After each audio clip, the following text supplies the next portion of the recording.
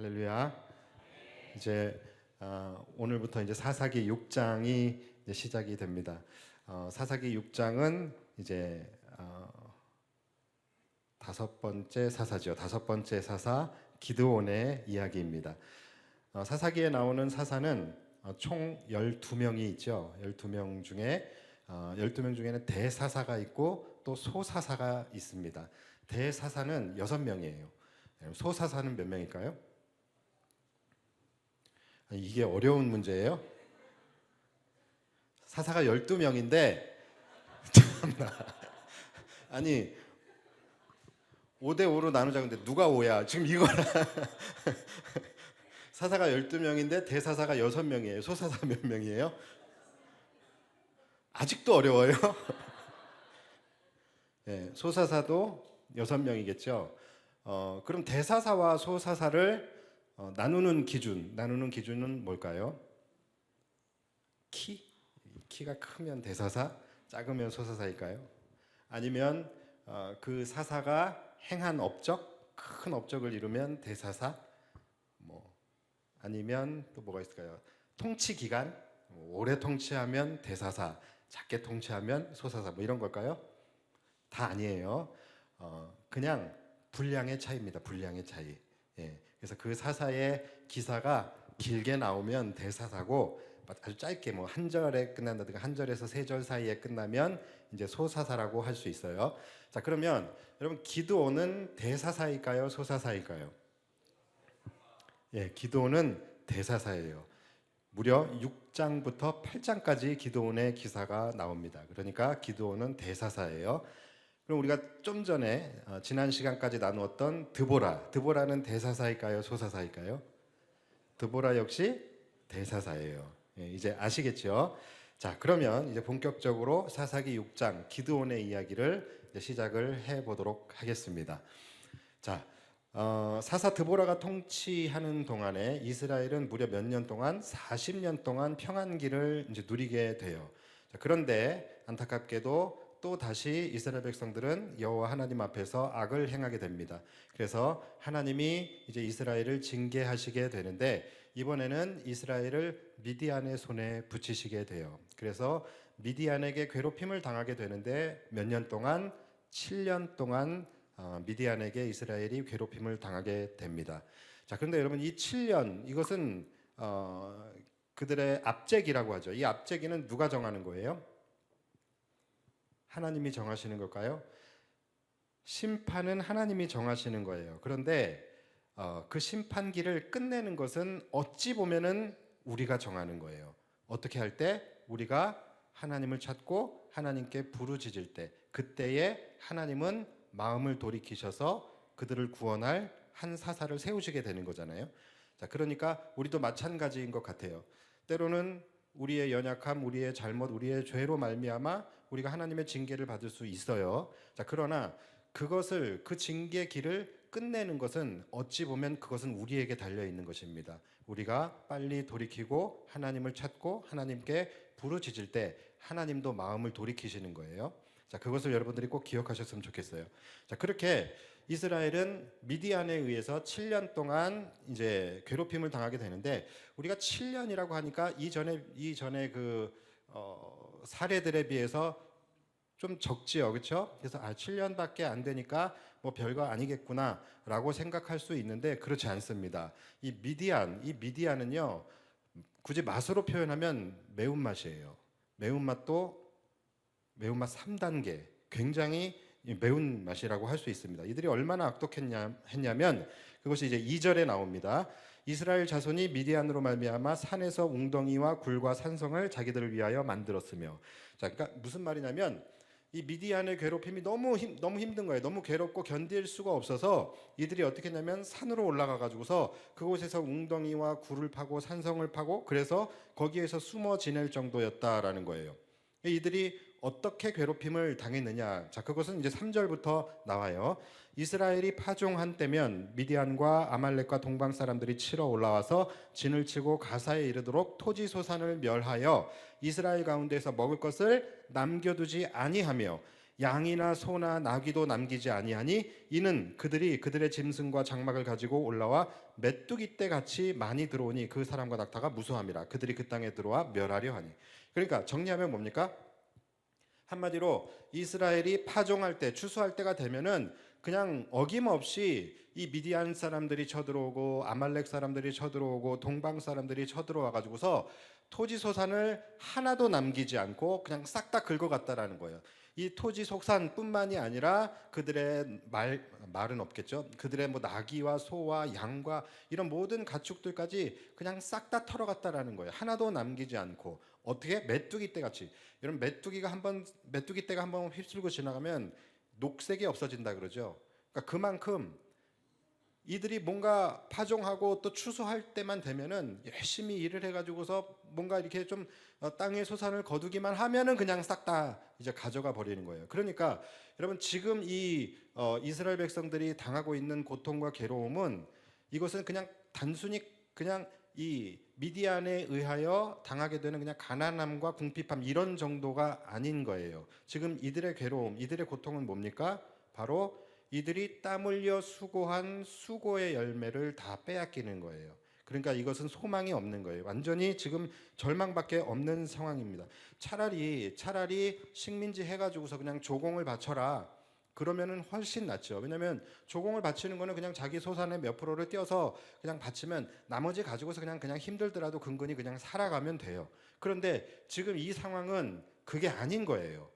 그냥 하나도 남기지 말고 않고 그냥 싹 다 빼앗아 가는 지금 그런 상황인 겁니다. 그러니까 우리로 따지면 그거죠. 여러분들이 한 달 동안 죽으라고 일을 해요. 근데 월급날에 강도에게 빼앗기는 거예요. 월급날만 되면 강도에게 다 빼앗기는 거예요. 그걸 얼마 동안? 7년 동안. 여러분, 이게 얼마나 원통할 노릇입니까?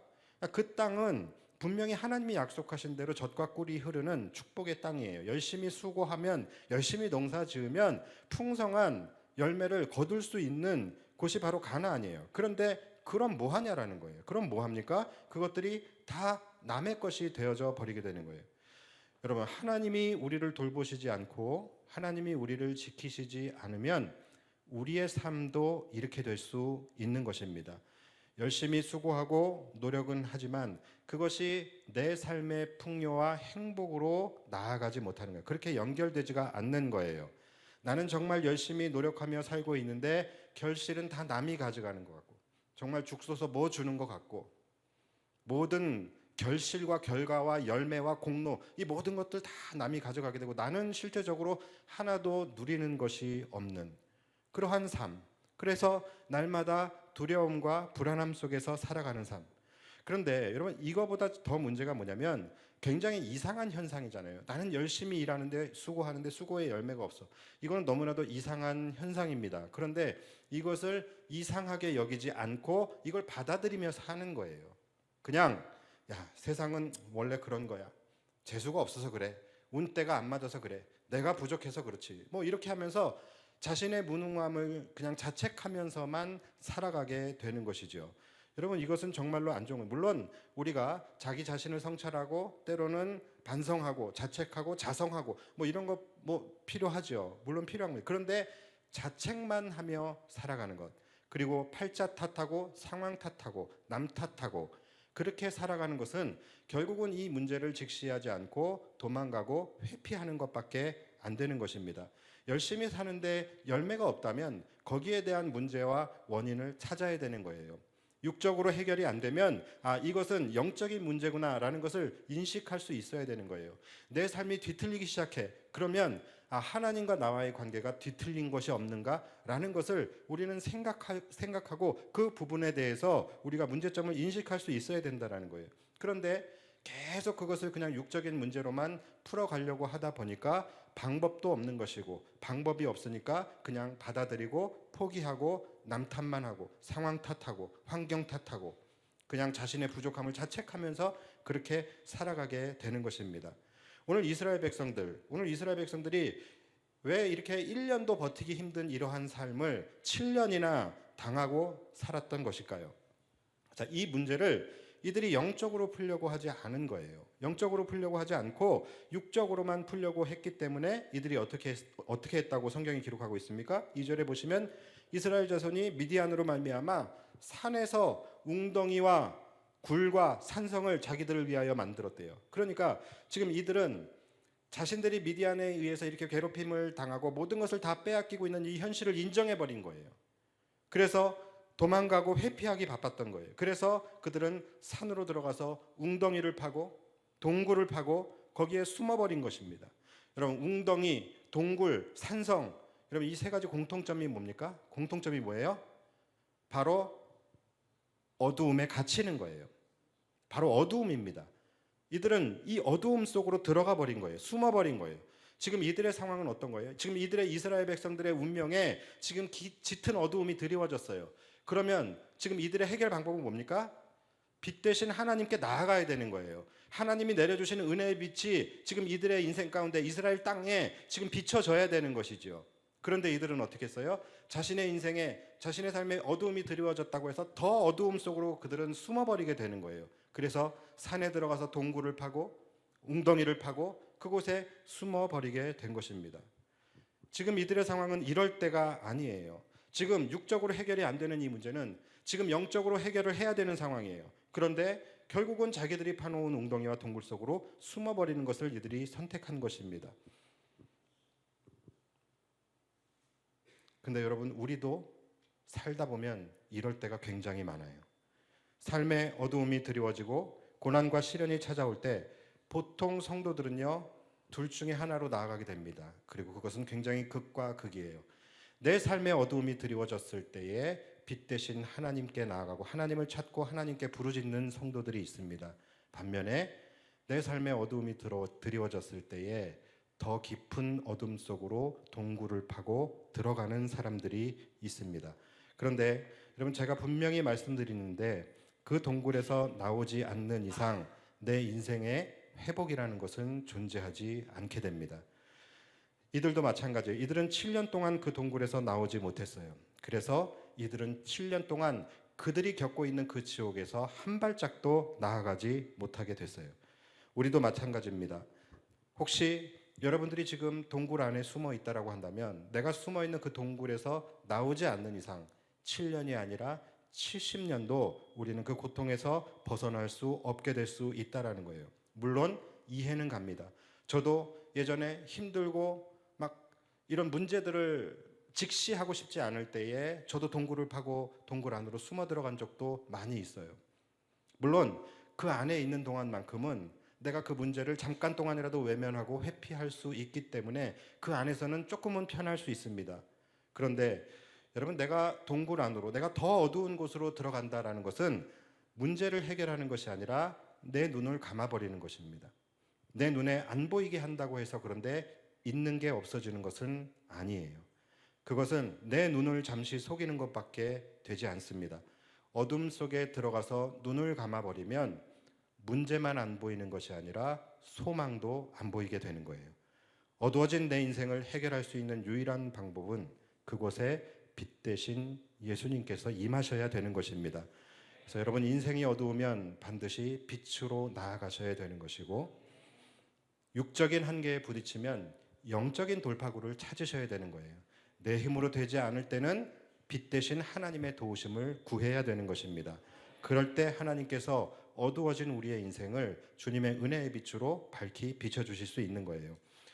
이들은 드디어 7년 만에 동굴을 깨고 밖으로 나오게 됩니다. 그래서 그제서야 그들은 하나님을 찾고 하나님께 부르짖었어요. 자, 그러면 우리 이제 그 패턴, 사이클 기억나시죠? 자, 이들의 부르짖음이 있으면 그 다음은 뭡니까? 이제 하나님의 구원이 있어야 돼요. 자, 하나님께서 구원을 베푸실 때는 어떻게 합니까?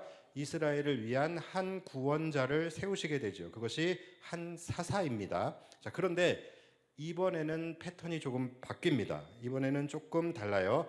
한 사사를 일으키시기 전에 한 선지자를 먼저 일으키시게 돼요. 자, 그게 오늘 본문의 8절이에요. 여호와께서 이스라엘 자손에게 한 선지자를 보내시니. 자, 왜 하나님께서 사사를 보내셔야 할 타이밍에 사사 대신에 선지자를 보내셨을까요? 자, 여러분, 선지자가 뭐 하는 사람일까요? 선지자는 뭐 하는 사람입니까? 선지자는 사람의 마음을 대변하는 사람입니까? 하나님의 마음을 대변하는 사람입니까? 그렇죠. 선지자는 하나님의 대언자예요. 그러니까 하나님의 심정을, 하나님의 괴로움, 하나님의 아픈 심정, 그것을 대변하는 사람이 선지자예요.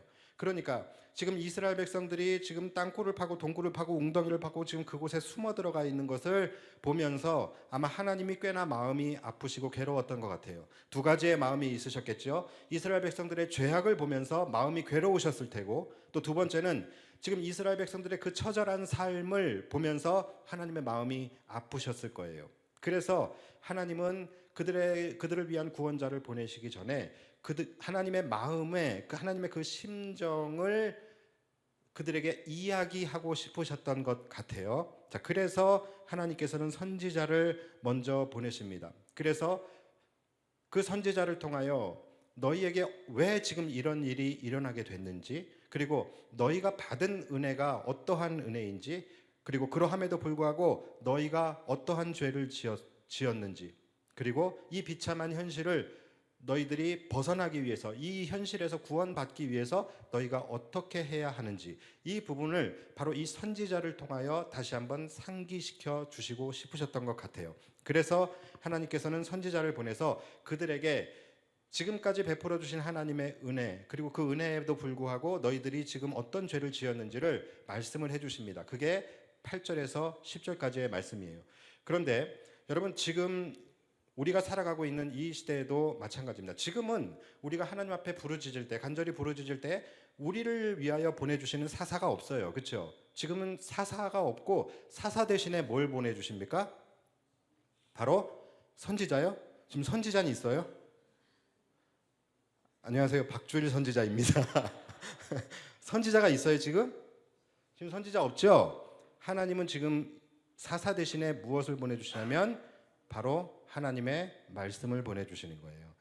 그러니까 지금 선지자를 보내신 것과 같이 하나님의 말씀을 보내주신다는 거예요. 그래서 지금은 우리에게 하나님의 은혜가 임하고 하나님의 회복의 역사가 일어나기 전에 반드시 먼저 일어나는 것이 하나님이 먼저 말씀을 보내주십니다. 그래서 말씀을 통하여 은혜를 먼저 주세요.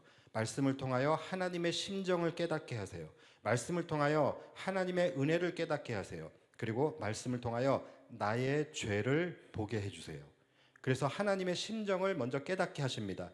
그래서 그 말씀을 통하여 내 삶이 변화되어질 때, 그때 내 삶에 실제적인 하나님의 회복의 은혜가 부어지게 되는 거예요.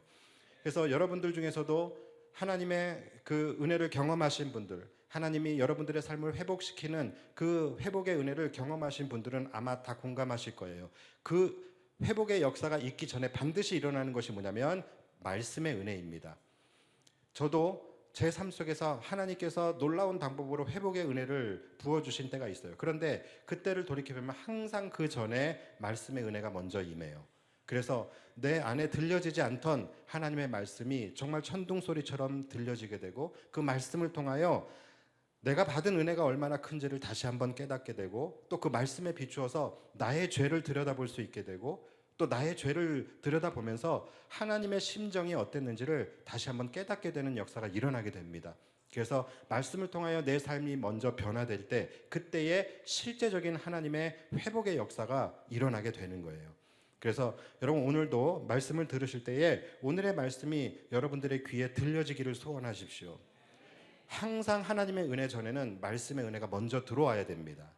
그래서 그 말씀을 통하여 여러분들이 하나님의 은혜를 깨닫고, 그동안에 깨닫지 못하고 헤아리지 못했던 하나님의 심정을 내가 깨닫게 될 때에 그 말씀으로 인하여 내가 변화되어지고, 내가 변화되어질 때 실제적인 하나님의 회복의 역사가 일어나게 되는 거예요. 자, 그리고 이제 드디어, 그래서 이 선지자를 먼저 보내신 후에 이제 드디어 사사 기드온을 부르시는 장면이 이제 나오게 됩니다. 자, 그게 오늘 본문의 11절이에요. 여호와의 사자가 아비에셀 사람 요아스에게 속한 오브라에 이르러 상수리 나무 아래에 앉으니라. 마침 요아스의 아들 기드온이 미디안 사람에게 알리지 아니하려 하여 밀을 포도주 틀에서 타작하더니. 자, 여러분, 이 말씀 이해 가시겠어요? 지금 어떤 말씀인지. 자, 여호와의 사자가 이제 드디어 사사를 세우기 위해서 이제 기드온을 찾아가는 거예요. 자, 그래서 기드온을 찾아갔는데 기드온이 뭘 하고 있었어요? 뭘 하고 있었습니까? 밀을 타작하고 있었대요. 밀을 타작하고 있었는데 밀을 어디에서 타작하고 있었어요? 포도주 틀에서 타작을 하고 있었대요. 자, 우리는 뭐 밀을 타작하거나 보리를 타작하거나 이런 세대가 아닌 분도 있고 계신 분도 계실 텐데 오늘 해필이면 어르신들 많이 오셔가지고 밀을 포도주 틀에서 타작을 한다. 이거는 굉장히 이상한 말이에요. 이거는 이런 말이에요. 쌀을 씻는데 종이컵에서 씻었다라는 거예요. 그러니까 밀을 타작하려면 어디서 타작을 해야 됩니까?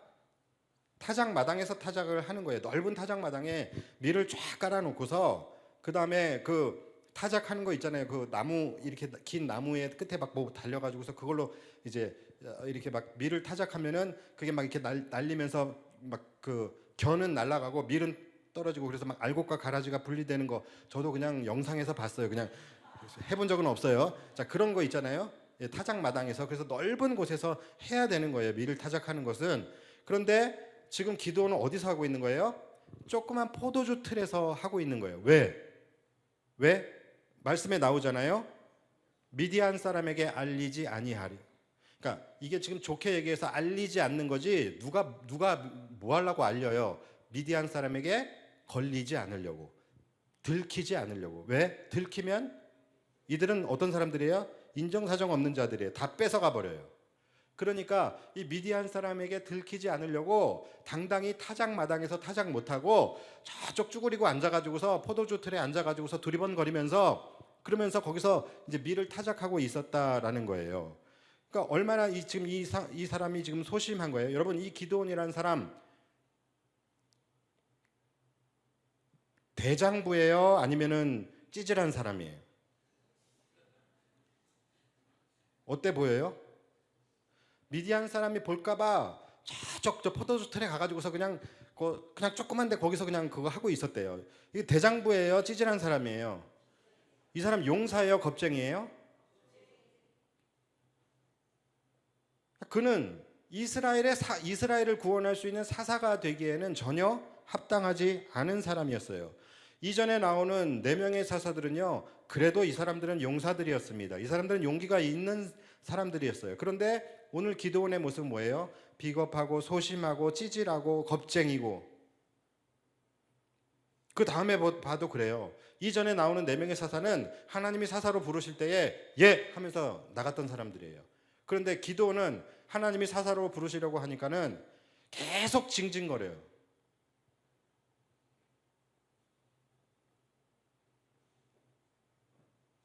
그러니까 이 기드온이라는 사람, 이 사람 지금 자체만 보게 되면요, 지금 이 사람이 이스라엘을 구원할 사사로서의 면모라고는 조금도 없는 그런 사람이 바로 기드온이었어요. 자, 그런데 놀라운 것이 뭐냐면 그런 기드온을 향하여 하나님께서 뭐라고 부르시는지 여러분 한번 보십시오. 자, 그것이 오늘 본문 12절입니다. 여호와의 사자가 기드온에게 나타나 이르되 큰 용사여 여호와께서 너와 함께 계시도다 하매. 자, 기드온을 향하여 뭐라고 부르셔요? 큰 용사래요. 아니, 어딜 봐서 그가 큰 용사입니까? 그는 큰 용사가 아니라 큰 겁쟁이에요. 아마 기드온 자신도 황당했을 거예요. 지금 미디안 사람들 눈을 필어서 그나마 꼼쳐놓은 그 밀 가지고서 그냥 그 포도주 틀에서 그냥 그거 비비고 있는데 하나님께서 오셔가지고서 큰 용사여 이렇게 기드온을 부르시는, 그러니까 본인도 얼마나 어이가 없겠어요? 그렇잖아요. 만약에 하나님이 저에게 오셔서 큰 목사여 이러면 제가 어떻게 했어요? 아멘. 주여 말씀하옵소서. 주의 종이 듣겠나이다. 저는 그렇게 하겠죠. 그렇죠? 그런데 기드온은 아니잖아요. 지금 기드온 얼마나 찌질한 사람이에요. 그러니까 지금 이런 기드온에게 큰 용사여라고 말씀을 하셔요. 왜 그런 걸까요? 하나님이 착각하신 걸까요? 왜 이런 기드온에게 큰 용사라고 말씀을 하신 걸까요? 자, 그 이유는 기드온이 정말로 큰 용사여서가 아니라 하나님이 그와 함께 하시면 그가 큰 용사가 될 것이기 때문에 큰 용사라고 말씀을 하시는 거예요. 그러니까 이미 하나님은 그를 그냥 큰 용사로 정하신 거예요. 자, 그래서 큰 용사여 다음에 뭐라고 말씀하십니까? 큰 용사여 여호와께서 너와 함께 계시도다. 이렇게 말씀을 하시는 거예요. 자, 여러분 이것이 하나님의 굉장히 특이한 화법입니다. 하나님은요, 항상 미래를 현재형처럼 말씀을 하세요. 우리가 많이 봤죠. 그를 너의 손에 붙였다라고 말씀하세요. 붙이겠다라고 말씀하지 않고 붙였다라고 말씀하세요. 그들을 너희 손에 넘겨주었다. 그러니까 미래에 일어날 일인데 마치 현재형처럼 말씀을 하신다는 거예요. 아직 싸움 시작도 안 했는데 이제 싸워야 되는데, 그리고 심지어 지금 이 전세로 봤을 때 하나도 유리하지 않은, 오히려 불리한 상황임에도 불구하고 하나님은 내가 그들을 너희 손에 붙였다, 내가 그들을 너희 손에 넘겨주었다, 그렇게 말씀을 하셔요. 이게 하나님의 굉장히 특이한 화법이에요. 왜 하나님이 이런 화법을 쓰시는 걸까요? 하나님이 이 언어 영역이 잘 안 돼서 미래 시제를 잘 구분 못해서 그런 것일까요? 그게 아니에요. 잘 들으셔야 됩니다. 하나님이 말씀을 하실 때 그것이 우리의 시제 속에서는 미래예요. 그러나 이것은 하나님의 시제 속에서는 현재이기 때문에 그렇게 말씀을 하시는 것입니다. 다시 말해서 하나님은 이미 그렇게 하시기로 정하신 거예요. 그리고 하나님은 이미 그분의 시제 속에서 그렇게 행하신 것입니다. 그래서 하나님이 선언하신 미래는 결코 변수라는 것이 있을 수가 없는 거예요. 여러분 이것을 잘 아셔야 됩니다. 우리가 미래라고 하는 그 말 자체에는 불확실성이 전제되어져 있는 거예요. 그렇죠? 왜냐하면 아직 일어나지 않은 일이기 때문에. 그렇죠? 자, 그런데 하나님이 말씀하시고 하나님이 선언하시는 미래는 변수라는 것이 존재하지가 않아요. 자, 그러니까 확실성이 전제되어 있다라는 거예요. 그렇다면 확실성이 전제되어 있다면 그것은 더 이상 미래가 아닌 것입니다. 그것은 현재인 거예요. 그렇기 때문에 하나님은 이상하게 현재형으로 말씀을 하시는 거예요. 그런데 여러분 이런 화법을 우리도 가끔 씁니다. 우리도 확실성이 전제되어져 있는 미래에 대해서는 우리도 이런 말을 써요. 가령 예를 들어서 게임을 하게 되는데 대진표를 딱 보는데 나의 상대편이 완전히 못하는 사람들이야. 그러면 우리는 뭐라 그럽니까? 야, 이 게임 우리가 이겼어. 이렇게 얘기하잖아요. 아직 게임 하지도 않았지만 우리 이거 이겼어. 이렇게 이야기하잖아요. 그러니까 이것은 확실성이 전제되어 있기 때문에 우리가 현재형 또는 과거형으로 이야기를 해버리는 거예요. 나를 열받게 한 사람이 있으면 너 오늘 죽었어. 아니, 이건 좀 아니다. 이건 좀 아닌 것 같아요. 아무튼 그런 식으로 얘기하잖아요. 난 아직 죽이지도 않았는데. 그렇잖아요. 그러니까 확실성이 전제되어져 있으면 우리도 이렇게 현재형으로 이야기를 하는 거예요. 그러니까 이런 화법은요, 반드시 미래를 주관하실 수 있는 분만 쓸 수 있는 화법인 거예요. 우리가 사무엘 선지자가 어린 다윗에게 기름을 붓는 장면을 여러분 기억하실 거예요. 자, 그러면 이 기름이 사무엘이 어린 다윗, 그 꼬마 목동 다윗에게 기름을 부었을 때 그 기름의 의미가 뭡니까? 왕을 임명하는 기름이에요. 그렇죠? 왕을 임명하는 기름입니다. 자, 이게 하나님의 화법이라는 거예요. 분명히 아직 왕이 되지 않았어요. 미래에 일어나게 될 일인데 현재 일인 것처럼 왕의 기름 부어버리는 거예요. 이것이 하나님의 화법이라는 것이죠. 왜 그런 거예요? 하나님은 이미 이 다윗의 미래를 그렇게 정하신 거예요. 그리고 하나님의 시제 속에서 이미 다윗을 왕으로 세우신 것이죠. 그렇기 때문에 그렇게 하시는 거예요. 하나님이 세우신 계획, 하나님이 선포하신 미래에는 절대로 변수가 없기 때문에 그런 것입니다. 그래서 하나님의 시제 속에서 이 일은 일어날 일이 아니라 일어난 일인 것입니다. 우리의 관점에서 볼 때 다윗의 지금 현재 상태는 뭐예요? 아직 코울릭의 목동이에요. 지금 들판에 나가서 풀필이나 불고 있는 그런 철없는 그냥 목동일 뿐이에요. 그런데 하나님의 시제에서, 하나님의 관점에서는 그는 이미 이스라엘의 왕인 것입니다. 왜요? 하나님이 그렇게 정하셨기 때문에. 그리고 하나님의 시제 속에서 그를 이미 왕으로 세우신 거기 때문에. 그렇기 때문에 지금 이런 일들이 일어나고 있는 거예요. 우리의 구원도 마찬가지 아닙니까? 여러분, 왜 우리는 구원 받을 것입니다라고 이야기하지 않고 우리는 구원 받았다라고 이야기합니까? 그 이유가 뭐예요? 하나님이 이미 우리를 구원하셨기 때문인 거예요. 그렇기 때문에 우리는 구원받았습니다라고 이야기를 하는 것이죠. 그러나 아직 우리의 인생 속에서는 일어나지 않은 거예요. 그래서 이미 구원받았으나 아직 완성되지 않았다. 그래서 우리는 이미와 아직 사이에서 우리는 살아가고 있는 것입니다. 여러분 이것을 이해하시겠죠? 자, 그러니까 오늘 기도원에게 하나님께서 큰 용사라고 말씀하신 것도 마찬가지예요. 그가 지금 큰 용사여서가 아니라 하나님이 그를 큰 용사로 정하셨기 때문에 하나님의 눈에 기도원은 이미 큰 용사인 것입니다. 하나님이 정하신 미래는 변수가 없다라는 거예요. 여러분 이것이 이 믿음이 굉장히 중요한 믿음이에요. 이것이 왜 중요한 믿음이냐? 여러분들이 이것만 잘 기억해도 우리의 믿음이 완전히 달라지게 됩니다.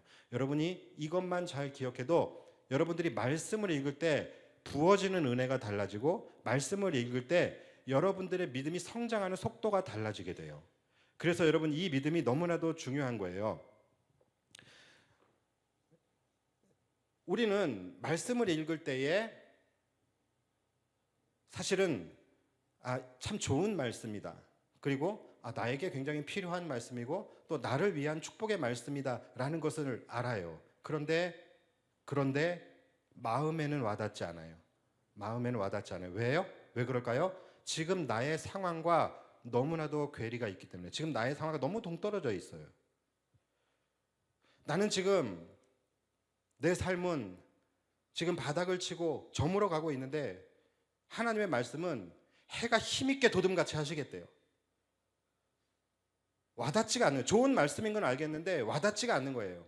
나는 지금 자빠져가지고서 지금 밑에서 허우적거리고 있는데 하나님의 말씀은 네가 독수리 날개치듯 올라가게 하시겠대요.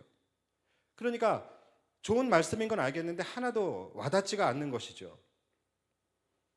하나님, 우리는 그런 거예요. 하나님, 안 날아도 좋으니까 그냥 걷게만 해주세요.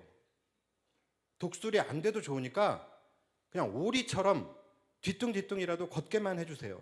사실 우리는 이런 마음으로 기도하고 또 이런 마음으로 말씀을 읽다 보니까 나를 향한 하나님의 놀라운 축복의 말씀이 선포가 되어도 이것이 와닿지가 않는 거예요. 지금 나의 삶과 너무 동떨어져 있기 때문에. 그런데 여러분, 제가 지금 말씀드렸던 이 하나님의 화법과 그분의 시제를 이해하게 된다면 우리는 말씀을 읽을 때 해석이 달라지게 됩니다. 그리고 와닿지 않던 하나님의 말씀에 은혜가 부어지기 시작을 하게 되는 거예요. 하나님이 여러분들에게 두려워 말라, 내가 너와 함께 함이라. 나는 지금 두려운데. 이렇게 말씀하셨다면 지금 여러분들이 두려워할 일이 없어서가 아니라 하나님이 여러분과 함께 하시기로 이미 정하셨다라는 것이고 여러분들의 인생에 이제 두려운 일이 일어나지 않도록 하나님께서 이미 행하셨다라는 거예요. 그러니까 그 말씀을 우리가 믿고 나의 시제 속에서 보이지 않는다고서 내가 이 말씀이 와닿지 않아 하고서 그 말씀을 버려버리는 것이 아니라 하나님의 시제 속에서 하나님이 이미 행하신 그것을 믿는 것이죠. 그럴 때 우리는 하나님의 말씀을 볼 때에 우리에게 부어지는 은혜가 다르게 되는 거예요. 우리는 그 말씀을 붙들고 소망할 수 있게 되는 거예요. 하나님의 말씀이 내 삶에서 일어나지 않는, 내 삶에서 성취되어지지 않는 이유는 하나님이 약속을 안 지켜서도 아니고 하나님의 말씀에 능력이 없어서도 아니에요. 우리가 그 하나님의 말씀을 온전히 믿지 못하기 때문에 그러는 거예요. 이미 하나님께서는 이루신 일이, 하나님의 시제 속에서는 이루신 일이기 때문에 우리에게 말씀을 하신 거거든요. 그런데 우리가 그것을 믿지 못하고 그 말씀을 붙잡지 않았기 때문에 그 말씀이 내 말씀이 되지 않았고 그 말씀이 내 말씀이 되지 않았기 때문에 내 삶에서 일어나지 않게 되는 것입니다. 우리가 잘 알잖아요. 아브라함에게 아들을 주시겠다라고 말씀하셨을 때 아브라함이 어떻게 했습니까?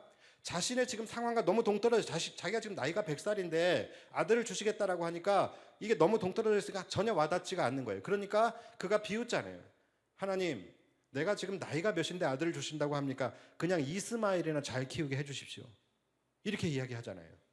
우리가 이런 식으로 말씀을 대하게 된다는 거예요. 오늘 기도원도 그랬을 거예요. 하나님께서 큰 용사요. 아유, 큰 용사라니요. 무슨 제가 큰 용사입니까? 그냥 좀 눈치 안 보고 밀타작이나 좀 시원하게 해주셔. 해주셔는 또 너무 싸가지가 없으니까 해주세요. 이랬을 거 아니겠습니까? 이것은 이미 하나님의 시제 속에서 하신 일이에요. 큰 용사를 만드셨다라는 거예요. 정하셨다라는 거예요. 근데 자신의 시제 속에서 눈에 안 보인다고 해서 그 말씀을 버려버리게 되면, 그러면 이것은 내 말씀이 되지 않는 거예요. 그래서 내 삶에서 일어나지 않게 되는 것입니다. 여러분, 오늘 여러분들에게 주신 말씀 하나도 빠짐없이 다 붙잡으시기를 축원합니다. 지금 현재 내 삶의 상황과 전혀 동떨어져 있고 전혀 공감되지 않아도 여러분, 하나님이 여러분들에게 말씀을 주셨다라고 한다면 이미 하나님의 시제 속에서는 그 일을 정하신 거예요. 기도는 그런데 말씀을 붙잡을 생각을 안 하고 계속 징징거리기만 합니다. 계속 말씀을 전하게 되면 여러분들도 징징거리실 것 같아서 그래서 이 기도원의 징징거림, 이것은 다음 주에 나누기로 하겠습니다. 사랑하는 여러분, 하나님이 주신 모든 약속과 모든 말씀은요, 시간을 초월하시는 그 하나님의 시제 속에서 다 이루어진 일들입니다. 그러니까 여러분들이 성경을 보면서 미래에 이루어질 약속이야, 그와 동시에 이것은 우리의 시제 속에서 미래의 일인 것이지 하나님의 시제 속에서는 이미 행하신 일이라는 거예요. 그러니까 하나도 성경 안에 있는 그 하나님의 말씀 중에서 안 이루어진 건 없는 거예요. 다 이미 이루어진 거예요. 다만 우리의 삶에서 일어나지 않은 거예요, 아직. 그러니까 우리가 하나님을 믿는다라는 것, 성경을 읽는다라는 것은 뭐예요? 이미 이루어진 하나님의 은혜의 열매, 축복의 열매들을, 그것을 우리가 따가는 거예요. 쟁취하는 거예요. 무엇으로? 우리의 믿음으로. 우리의 믿음으로 그 이미 이루신 하나님의 놀라운 은혜와 그 축복들을 우리가 나의 믿음으로 가져오는 것입니다. 그것이 믿음이고 그것이 신앙생활인 거예요. 그러니까 앞으로 하나님이 어떻게 하실까가 아니에요. 하나님이 말씀하셨으면 이미 그분의 시제 속에서 이루어진 일인 것입니다. 그러니까 중요한 건 뭐예요? 항상 제가 말씀드리죠. 뭐의 싸움입니까? 믿음의 싸움인 거예요. 나의 시제 속에 갇혀서 그저 내 눈에 보이는 것만 그냥 보면서 내가 살아가느냐, 아니면 하나님의 시제 속에서 내 믿음의 눈으로 하나님이 이미 행하신 일들을 바라보며 살아가느냐, 그것이 우리의 삶을 결정하는 것입니다. 그러니까 여러분, 믿음 생활 허투루 하지 마십시오. 그리고 열심히 에너지만 쏟고 아무 은혜도 못 누리는, 아무 능력도 없는 그러한 신앙생활 하지 마세요. 여러분, 예수님 왜 믿으세요? 구원받기 위해서 예수님 믿지만 이 땅에서도 하나님의 은혜를 누리면 살아야 되잖아요. 근데 그 은혜는 이미 주어졌다라는 거예요. 우리의 믿음만 있으면 그거 받아올 수 있는 거예요. 왜? 하나님의 시대 속에선 이미 일어난 일이기 때문에. 그래서 우리 이 시간에 함께 찬양하며 나아갈 텐데요, 우리가 이 찬양 우리 뜨겁게 그리고 힘차게 불렀으면 좋겠습니다. 나의 눈에 아무 증거 보이지 않아도 내가 믿음만을 가지고 이 세상을 걸어가겠습니다. 이 귀에 아무 소리 아니 들려도 하나님의 약속, 이미 이루어 주신 그분의 시제 속에서 이미 행하신 그 하나님의 약속 믿고 내가 걸어가겠습니다. 우리의 마음을 이 시간에 정하고 결단하고 그것을 고백하며 나아갔으면 좋겠습니다.